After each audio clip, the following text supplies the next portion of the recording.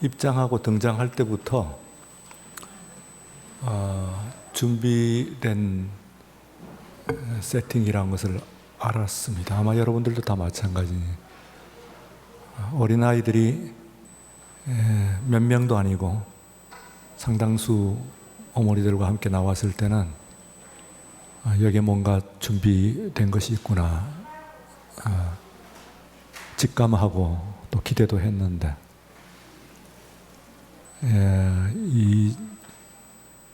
이 정도면 준비하는데 상당히 많이 힘을 많이 모으신 내용입니다.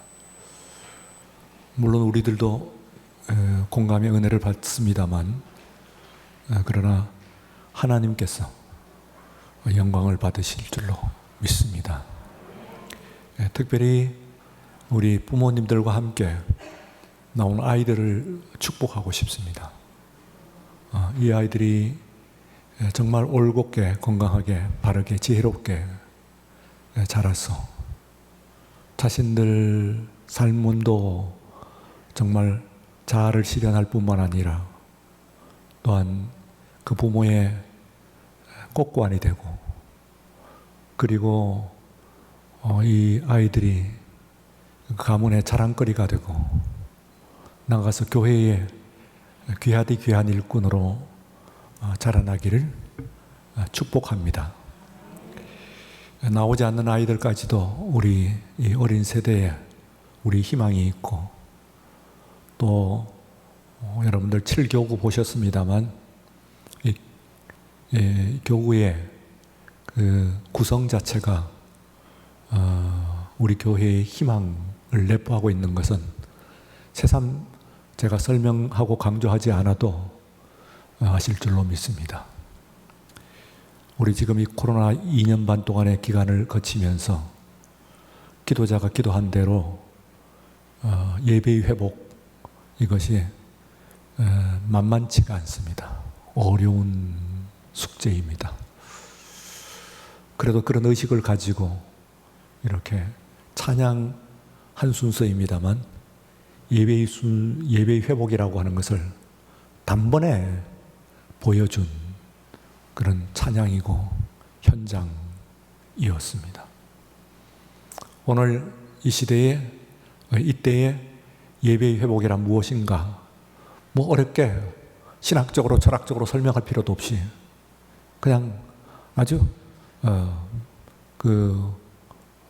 분명하게 보여준 그런 찬양 순서를 맡으셨던 분도 단정하게 준비한 예배의 순서를 받으시니 폭 인상적이고 감사를 드립니다.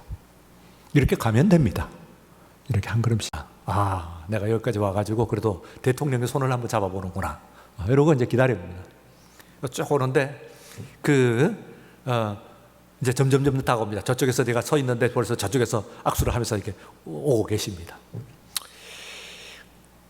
앞에까지 왔는데 무전기를 들고 검은 수트를 입은 청년들이 앞을 딱 가로막아서 뭐라고 이야기하면서 대통령을 모시고 가버립니다. 그러니까 한 1분 차이도 아닐 거예요. 한 20-30초 차이만 있었으면 제가 악수를 할 수 있는 건데 그냥 제 앞에서 딱 끊어지고 가는 거예요. 네, 보디가드들이죠. 그 뒤부터 제가 보디가드들 별로 안 좋아합니다. 네. 어쨌든 한번 보긴 했습니다. 그러나 이번 당선인은 본 적도 없어요. 언제나 그렇게 많이 보는 데도 있고 TV 속에서만 보는, 매스컴 속에서만 보는 그런 그야말로 외계인입니다. 마칠 때까지 볼 수는 있을까요? 그럴 가능성도 별로 있을 것 같진 않습니다. 그렇죠? 그러니 그 옛날에 왕이라고 하면 그것도 구중궁궐 속에서의 왕후라고 한다면 연희의 평범한 사람, 아니 평범한 사람도 아닙니다. 지금 이 사람들은 포로로 끌려온 사람들입니다. 포로로 끌려온 사람. 그래서 사실은요, 시기적으로 보게 되면은 앞에 있는 에스라 느헤미야보다 조금 앞서요. 혹은 비슷하다고도 볼 수가 있습니다. 그런데 시츄에이션은 굉장히 달라요. 왜냐하면 에스라, 느헤미야 그에 있는 사람들은 포로로 왔다가 돌아간 사람들입니다. 고레스 왕의 칙령에 의해 가지고 이 사람들이 자기 나라로 돌아간 사람이에요. 근데 우리가 생각할 때는 흔히 돌아간 사람, 다 돌아갔다 하니까 대부분 돌아간 것으로 생각합니다만 실제에 있어서는 돌아가지 않은 사람이 훨씬 많습니다.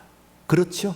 70년 동안 끌려가갖고 그곳에서 이제 가정을 이루면서 살게 되고 거기서 생업을 찾고 했던 사람이 그것도 좋은 것도 아니고 빈터, 그냥 딜점신에 왔다 갔다 하는 그런 들풀만 가득한 그런 곳에 위험을 무릅쓰고 간다. 쉽지 않은 이야기입니다. 간 것만 해도 간 사람들은 대단한 사람들이죠. 느헤미야에서 보셨다시 에스라가 그 숫자를 셌을 때 4만 명 조금 넘었어요. 그러니 얼마 안 되죠. 예. 이스라엘 백성들이 출애굽할 때만 해도 60만인데 거기에 돌아온 사람이 4만 명이라고 하니까 10분의 1도 안 되는 거잖아요. 그러니까 물론 많은 사람들이 전쟁 난리통에서 죽긴 했습니다만 그러나 더 많은 사람들은 아직 포로 귀환령에 의해도 불구하고 갈 수 있었음에도 불구하고 가지 않은 거죠. 가지 못한 것일 수도 있고 그 가지 않은 사람들의 이야기입니다. 그야말로 이 사람들은 여전히 디아스포라 유대인으로 남아있는 사람들이 바사, 메데 바사입니다. 원래는 메디아 나라와 바사, 페르시아 나라는 두 나라였어요. 다른 나라였습니다. 물론 이란 고원 동쪽과 서쪽에 자리 잡고 있는 파르티아 민족들입니다. 그러니까 민족은 비슷하다고 보면 됩니다. 민족은 비슷해.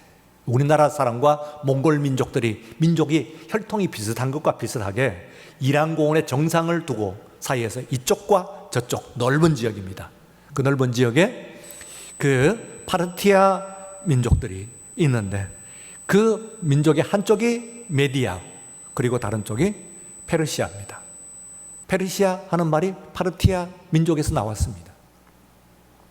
그런데 이 두 민족을 말하자면 한 민족이죠. 한 민족의 두 나라를 통일시킨 사람이 누구냐 하면 그 유명한 고레스, 너무나 유명한 바사의 페르시아의 모든 역사 가운데 가장 유명한, 얼마나 유명하냐, 이 사람은 정복왕입니다. 근데 정복할 때 정복하는 나라들마다 뭐라고 그랬어요? 정복하는 나라가 정복해 주기를 기다리는 정도로 어떤 때는 신하들이, 어떤 때는 심지어는 백성들이 침략자가 침략해주고 그가 이 나라를 다스려 주기를, 침략해서 전쟁에 이겨서 우리를 다스려 주기를 기다리는 정도로 이 고레스 왕은 뛰어난 왕입니다. 말하자면 정복도 잘할 뿐만 아니라 그 왕으로서의 이 인격, 인품도 세계에 유명하게 소문이 난 사람. 나중에 바벨론이 넘어질 때 세기 그 나라가 망할 때 그러잖아요. 망조가 들면은 뭐 왕들, 귀족들 뭐 전부 엉망이잖아요. 막 타락을 해가지고 부패와 타락이 막 극도로 치닫을 때 그때에 그 바벨론의 신하들과 심지어는 백성들조차도 다른 나라, 다른 민족 왕이 쳐들어와 가지고 이 나라를 점령을 하고 우리를 다스려 주기를 원했어요. 그래서 손쉽게 바벨론을 이 통일을 한 겁니다. 점령을 한 겁니다. 이럴 정도이니까 이 고레스라고 하는 사람이 얼마나 중요한 왕인가. 예? 그는 뭐 엄청난 그런 대제국을 메데와 바사를 통일을 하고 그리고 또한 최대의 치적이라고 할 수 있는 바벨론을 점령을 하고 하는 놀라운 그런 역사가 일어났어요. 그리고 그 다음에 왕인 다리우스라고 하는 왕이 등장을 합니다. 다리우스. 성경에 나온 다리오 하는, 이때 다리우스 1세예요. 나중에 그 알렉산더에 의해 가지고 이제 죽는 그 다리우스는 다른 다리우스 3세입니다. 그러니까 전혀 다른 사람, 저 뒤에 있는 사람이니까 그 사람 아니고 다리우스 1세예요. 이때의 최전성기에 이르릅니다. 최정성기에 이르는데 어느 정도로 최정성기에 이르느냐 하면은 뭐 거의 거치는 것이 없어요. 단 북쪽 아프리카 쪽으로 구스, 에티오피아, 리비아 그 일원입니다. 그 지역을 망라하고, 동쪽으로는 인도, 저 동쪽에 인도, 조금 더 가면 이제 중국 나오는데 그까지 갈 필요도 없습니다. 인도. 그리고는 서쪽으로 아쉬운 것이 있는데 하나, 그리스를 점령을 아직까지 못했어요. 그래서 이 다리우스 왕이 그리스를 공격을 하는데 그게 거의 대군을 막 끌고 가가지고 그냥 공격을 하면은 손쉽게 점령할 줄로 알았는데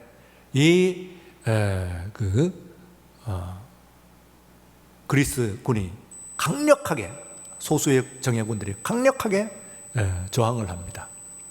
그래서 불가능할 줄 알았던 전쟁을 그리스가 이겨요. 마라톤이라고 하는 평원입니다. 전쟁터에서, 전쟁터, 배틀필드, 전쟁터 이름이 마라톤이라고 하는 전쟁터였는데 거기서 기적적으로 작은 군사가 바로 이 바사의 다리우스 왕을 군을 패퇴를 시킵니다. 그게 놀라운 소식. 그야말로 뭐 저쪽에 떨어져 있는 지금 그 아테네에 있는 시민들도 이거 가망이 없어. 그러나 혹시나 하고 마음이 졸이고 있습니다. 이제 죽기만 하면 전쟁을 그게 지면은 전쟁에 지는 것뿐만 아니라 남자들도 다 죽고 뭐 여자들도 죽고 뭐 끌려가고 뭐 엉망이 되는 것이죠. 역사 속에서 이제 아테네라고 하는 도시가 없어질 판입니다. 그런데 그 전쟁을 이겼어요. 정년이 이 기쁜 소식을 전하기 위해서 쉬지 않고 뛰어갑니다. 아테네를. 그게 43.195km 아닙니까? 마라톤. 42.195km 뛰어가요.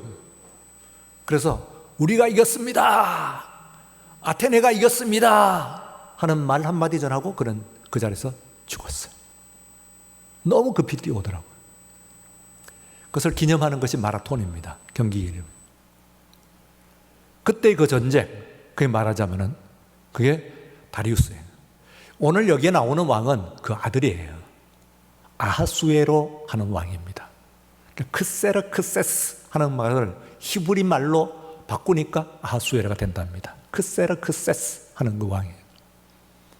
그러니까 그 아버지를 이어가지고 이 사람이 말하자면 어마어마한 나라를 이뤄서 언제가 페르시아의 전체 중에서 가장 넓은 영토를 가지고 있냐 하면은 바로 다리우스 왕과 그 아들 크세르크세스 아하수에로 왕에 이르러 가지고 가장 넓은 지역을 세계, 이거는 완전히 거의 다 알고 있는 세계는 다 단지 역시 그 그리스를 점령을 못했어요. 역사적으로는 이 아하수에로 왕이 아버지의 원한을 갚기 위해서 또 아버지보다도 더 뛰어난, 자신이 더 뛰어난 왕이라고 하는 것을 증명하기 위해서 또 쳐들어갑니다. 쳐들어가는데 그때는 앞에서 마라톤 전쟁에서는 아테네 혼자 살라고 싸웠는데 이때 쳐들어갈 때는 그 그리스 반도의 중요한 두 도시가, 다른 뭐 도시들도 있습니다만 그러니까 중요한 두 도시가 아테네와 함께 스파르타라고 하는 도시가 있어요. 스파르타에 있는 왕이 레오니다스라고 하는 왕이 이 바닷가 협곡으로 이 대군을 몰아가지고는 거기서 이제 결전을 벌인 끝에 역시 또 한 번 이 페르시아군을 패퇴시킵니다. 그 페르시아는 말하자면 이 그리스에 대해서는 컴플렉스가 있죠. 번번이 깨지고 나중에 사실은 뭐 또 마게도니아 알렉산더도 역시 그곳 아닙니까? 결국은 거기에 멸망을 하게 되니까 군사력이나 혹은 뭐 땅의 넓이나 이런 것으로 보아서는 페르시아하고 그리고 그리스나 알렉산더는 비교가 될 수가 없습니다만 그러나 번번이 1차 그리고 또한 2차 이 아하수에로 때 뭐 그게 300이라고 하는 영화에 나오는 300명의 군사를 이끌고 이기는 레오니다스라고 하는 왕이 이깁니다. 또 해전으로서 살라미 해전이라고 해서 그 살라미스 해전에서 이기게 되고 이래서 이제 이 그리스의 말하자면 민족의식, 그리고 세계를 한번 정복해 보는 것이죠. 그 이후에 마게도니아가 세계를 정복하는 그런 그 나라가 되는 걸 볼 수가 있습니다.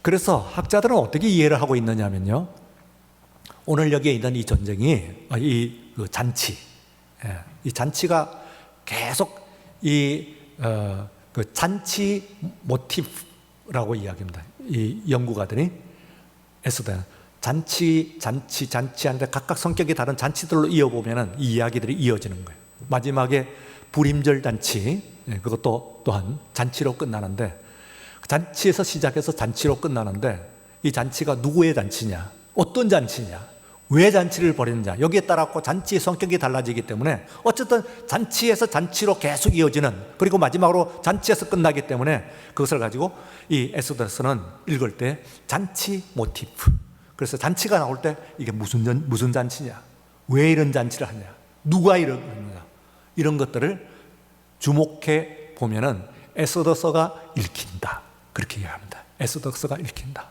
그러니까 잔치 모티프입니다. 그 첫 번째 잔치, 두 가지의 잔치예요. 두 개의 잔치. 오늘 하나는 아하수에로 왕이 그 넓은 127도, 127지방, 그러니까 말하자면 127명의 총독들이 나와가 있는 그런 지역입니다. 엄청난 그런 넓은 지역, 인도부터 구석까지. 그런데 서쪽을 언급을 하고 있지 않죠, 본문이. 거기는 컴플렉스가 있다고 말씀드렸어요. 그리스, 여기는 컴플렉스가 있어요. 여기에 저쪽에. 그러나 그 나머지는 세계를 쥐었단 말이야. 아프리카도 쥐고 인도도 쥐고 다 쥐었어요, 세상에. 뭐 바빌론 이런 것 지역은 그 메소포타미아 말할 것도 없고 이미 그 지역이 통일된 것은 바로 고레스 때 통일된 것이니까. 그래서 이 어마어마한 나라의 부를 자랑하기 위해서이기도 하고, 한편에 있어서는 이 잔치가 바로 좀 전에 말씀드린 아하수르의 왕이 그리스를 침략한, 그러니까 이 페르시아의 바사의 컴플렉스, 민족적인 국가적인 역사적인 컴플렉스, 열등감에 다 됐는데 저 그리스는 안 됐단 말이에요. 그러니 저걸 이겨야 정말 앞에 있는 고레스를 능가하는 그런 위대한 왕이 될 수가 있을 것인데, 왕이 되면 또 그렇게 하고 싶거든요. 자신이 업적을 남기고 역사의 위대한 왕으로 평가되기를 원하는데 안 되는 거예요. 그래서 이 주연을 베풉니다. 그러니까 이건 굉장하죠. 어마어마한 그런 180일 동안, 그러니까 몇 달 동안 하는 거예요, 잔치를. 매일 몇 달 동안 하고, 그때마다 갖다 대면 술을 갖다 대고 음식을 갖다 대고 하니까 말로 다 할 수 없는 그런 그 국부가 없이는 불가능하지요. 이렇게 했다간 나라가 거덜나는 것인데, 그래도 끄떡없을 정도인데, 이것이 이중적인 의미에서 말하자면 부를 과시하는 것이기도 합니다만, 한편에 있어서는 이 나라를, 그 밑에 127지방이니까 워낙 넓잖아요. 아프리카부터 저 인도까지니까 어디서 무슨 일이 일어났는지를 어떻게 알겠어요? 무슨 일이 일어나도 거기서 일어났습니다 하는 전령이 오는 데만 몇 달 걸립니다. 그렇죠? 그런데 어떻게 그러면 대처를 못하는 것이지. 몇 달 걸려가지고 이 소문이 오면 거기에 대처해봐야 늦은 거죠. 그러니까 알아서 해줄 수가 있어요. 소위 말해서 국가 통합, 이런 거예요. 이 작은 절반도 국가 통합이 그렇게 어렵잖아요, 우리가 지금. 그렇게 큰 나라가 국가 통합이 쉽겠어요? 아니, 불가능에 가깝죠. 어떻게 그런 큰 나라를 통합을 할 수가 있겠어요? 그걸 통합할 수 있는 것은요, 군대를 보내서는 안 되고, 군대를 보낼 것이라고 하는 위협에 의해서 그걸 할 수가 있는 거예요. 통합을 할 수가 있는 거예요. 그렇지요. 우리가 함부로 까불었다가는 저 세계 대제국 페르시아가 와가지고는 아주 살벌하게 멸절을 시켜버릴 것이다 하는 것에 대한 두려움이 있어야 거기에 설설기고 거기에 복종을 하게 되어 있는 거예요. 다 민족이 다르고 그 전에 나라가 다르고 이런 나라들이 전부 들어 있습니다. 그러니 일치가 안, 국가 통합, 내셔널 인테그레이션, 이게 안 되는 거예요. 그래서 이걸 모아가지고 거기에서 오라고 하면 안 오면은 죽습니다. 단 오면은 너희들 마음껏 술 마셔라. 또 어떤 사람은 많이 마시고 어떤 사람은 적게 마시면 그럼 무엇인지 모르는 사람은 그냥 알아서 해라. 이렇게 아주, 그리고 뭐 푸짐하게 또한 선물도 주고 뭐 할 겁니다. 단 여기에 오냐 안 오냐는 대단히 중요해요. 127지방 가운데서 어느 수령이 안 왔다 하면 그 자체가 반역으로 그대로 해석되기 때문에 안 올 수가 없습니다. 그러면 그런 사람 앞에서 어떻게 했어요? 정말 국가의 위엄, 왕의 그 권세, 이런 것을 확실하게 전달을 해야 되는 이 자리가. 얼마나 이 나라의 부가 엄청난 것이고 그 왕의 권세가 얼마나 강한 것인가 하는 것을 보여줘야 돼요. 그래서 마음껏 베풀었어요. 할 수 있는. 그러다가 이제 올해 가면서 이제 올바른 판단이 희미해집니다. 술에 쩔은 거지. 그리고 또한 주변에 그 분위기에 흐트러진 거예요. 왕도 흐트러지고 사람들도. 그래서 이 왕이 한 가지, 그야말로 자신의 위상, 그리고 자신의 가지고 있는 것을, 부는 이미 다 보였고 권세도 다 보였어요.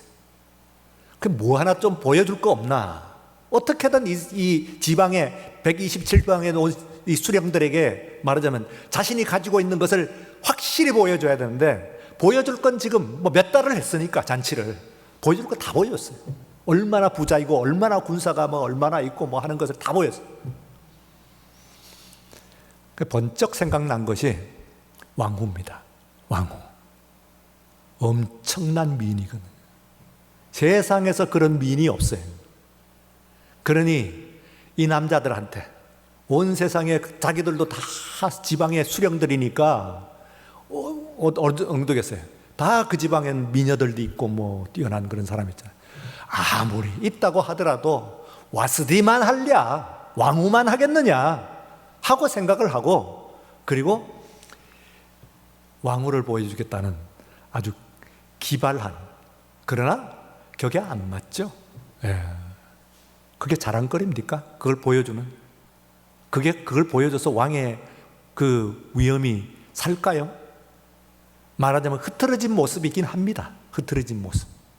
그러나 어쨌든 그런 결정을 했어요. 자, 보여줄 건 다 보여줬는데 이제는 왕후를 한번 보여주자. 얼마나 아름다운가. 그것도 치장을 막 이 바사에 온갖 보석으로 다른 데서는 견줄 수 없는 그런 멋진 드레스를 입고 해가지고 영광 가운데서 한번 쫙 등장하는 이벤트를 기획을 합니다. 그리고 이제 앞에서 공포를 합니다. 자, 이제 우리 왕후가 얼마나 아름다운지 여러분들에게 보여주겠습니다. 이 왕후가 지금 등장을 하게 될 텐데, 이 왕후를 보면 여러분들이 지금 군사 본거하고 이 땅에 있는 그 보물들을 본 거하고는 비교가 안 되는 또 다른 차원의, 정말로 여러분들 앞에서 보여줄 만한 구경거리, 볼거리가 될 겁니다. 자랑거리가 됩니다. 하고 공포를 하고, 그리고는 왕후에게 뜻을 전했어요. 여기 이제 복선이 있습니다. 복선이 뭐냐면은, 왕후는 왕후대로 여성들을 모아서 잔치를 하고 있는 거예요. 왕후는. 물론 그럴 수도 있습니다. 남자들이 모여가지고 몇 달 동안 잔치를 할 때 여성들, 그들을 따라온 여성들도 있을 것이니까, 또 궁중의 여성들도 있고 신하들의 그 부인들도 있고 모아가지고 왕후도 나름대로 잔치를 할 수는 있습니다만, 그러나 전체로 보게 되면 이 메시지 가운데서 왕후가 따로, 와스디 왕후가 따로 잔치를 했다는 것은 복선입니다. 무슨 복선입니까? 특별히 그것이 흠잡자고 하는 이야기일 수는 없긴 합니다만, 어쨌든 따로 놀았다, 그런 거예요. 따로 놀았다. 왕은 왕대로 따로 가고, 그리고 또한 왕후는 왕후대로 따로 갑니다. 남자는 남자대로 따로 가고 여자는 다른 길로 가고 있습니다. 따로 놀았다는 거예요. 하는 복선이 있어요. 그래서 그 뒤에 어두운 결말을 말하자면은 예언하고 있는 그런 내용이 바로 이 와스디 왕후의 잔치. 그러면 이제 이 왕후, 아하수에로 왕이 격에 맞지 않는 그야말로 조금 흐트러진 모습으로 자신의 권세를 자랑하기 위해서 거기에 있는 127지방 전 인도부터 구스까지 있는 모든 사람들 앞에서, 그 지방 수령들 앞에서 왕후의 출현을 공포를 했습니다. 안 맞죠? 그래도 나타나지 않는 것이 안 맞을까요? 한번 생각해 보세요. 물론 실수입니다만 그 실수를 지적을 하는 게 맞았을까요? 그 잔치의 성격을 한번 생각해 보세요. 말씀드려요. 이게 목적이 뭐라고요? 물론 먹고 뭐 한번 즐거이 지내자, 그것도 목적은 목적입니다만, 그러나 저 인도, 아프리카 저게 뭐 온갖 인종의 그 수령들을 다 모아놓고 그렇게 몇 달 동안 먹고 마시게 했을 때는 이게 말하자면은 아까 말씀드린 국가 통합이란 말이에요. 그러면은 다소 흐트러지고 그리고 뭔가 잘못한 생각 판단으로 왕이 그런 주문을 했다고 하더라도 이게 도대체 뭐야? 뭐 하는 짓이야? 채시는 머리 없게 이게 뭐 하는 짓이야? 저 아프리카 온 사람도, 저 인도에 온 사람, 온갖 저 산골에 온 사람들 앞에서 왕후가 그들에게 나타나고 내 모습은 내가 모델이냐 뭐냐? 했어야 되느냐 하는 질문을 할 수 있습니다. 그게 꼭 잘못은 아니에요. 왕후도 그럴 수는 있습니다. 한편. 그러나 사려 깊지 못한 판단인 것은 틀림이 없어요. 어쨌든 맞추지 못하고 따로 연애를 한 만큼 따로 노는 것의 한 모습입니다. 내가 거길 왜 가? 채신머리 없이. 뭐 하는 짓이야 이거? 대제국의 왕후를 가지고 놀림감을 삼다니. 내가 그들의 구경꾼인가? 구경거리인가? 하는 대답이었어요. 그러니 오늘 여기에 있는 오늘 말씀 가운데 마지막 우리가 본문 가서 들었는데 그 왕이 몸둘 바를 몰랐어요. 12절에 이렇게 끝납니다. 왕후 와스디는 내시가 전하는 왕명을 따르기를 싫어하니 왕이 진노하여 마음속이 불붙는 듯 하더라. 파국이죠. 이렇게 되면 끝납니다. 이게 보통 정도가 보통 끝나는 것이 아니에요. 파국에 파국을 계속 이어가지고요. 한번 되게 분노하고 물건을 집어 던지고 이쯤 하라고 끝났어야 되는데 그렇게 끝나지는 않습니다. 여러분 알마 같이 왕후는 쫓겨납니다. 그것도 왕이 자기 아내를 내보내는 데 있어 신하들에게 묻습니다. 그것도 맞습니까? 야, 전례가 뭐냐? 법도는 어떻게 돼 있어? 이런 경우는 어떻게 하지? 하면은 또 신하들은 알아서 깁니다. 감히 그 앞에서 그래도 일국의 왕후인데 넘어가시죠? 이렇게 이야기하는 사람이 없어요. 지금 왕이 얼마나 지금 그 분노로 불타고 있는지 하는 것을 감히 법도는 이렇습니다. 쫓아내려고 새 왕후를 간택해야 됩니다. 그것이 법도이고 전례입니다. 하고 이야기하는 이 신하들, 이것들도 문제는 많습니다. 다른 문제는 법도를 찾는다고 할지라도 왕이시여 왕후의 이 문제, 그것도 반역한 것도 아닌데 이 문제를 가지고 법도를 찾다니요 통촉하여 주시옵소서. 이점으로 이야기하는 한 사람의 신하가 없었던 것입니다. 어쨌든 지금의 이 이야기들은 그냥 그때의 그 한 나라에 일어나는 이야기, 우리하고 관계없는, 제가 배경이라고 하는 출현의 배경이라고 하는 것은 지금 여러분들과 우리들과 관계도 없을 뿐만 아니라 그 당시를 같이 살았던 에스더와 모르드게에도 아무 상관없는 궁중 속에서 일어난 일인데, 이 일이 에스더와 모르드게를 역사의 중심으로 끌어내는 역할을 합니다. 홍보로지요. 오늘 이 자리에 여러분들도 내일 아침에 신문에 혹시 여러분들 중에 한 분이 어디 아직 그 인선 안 된 장관의 콜을 받았다고 내일 아침에 신문에 날래나요? 예. 뭐 그럴 리가 없습니까? 있는 게 세상이에요. 있는 게 세상이래. 혹은 우리 아니라도요. 설마 내 자녀들이, 내 자녀의 자녀가 그만하랴? 모르죠. 우리가 5년 전에 윤석열이라는 사람을 알던 사람이에요. 윤석열이라는 사람을 5년 전에 알던 사람이 몇 명이나 있게요? 아무도 몰랐지. 그저 뭐 검찰 그 정도 알고 그 정도. 이렇게 나올 줄 몰랐죠. 역사는 그렇습니다. 하나님의 역사는.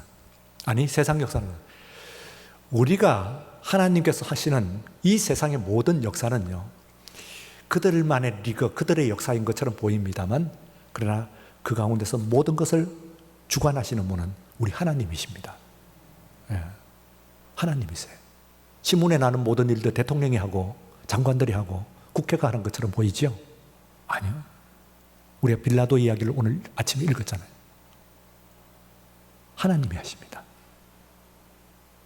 그러므로 하나님께서 여러분들을, 우리들을 어떻게 사용하실지 아무도 알 수가 없어요.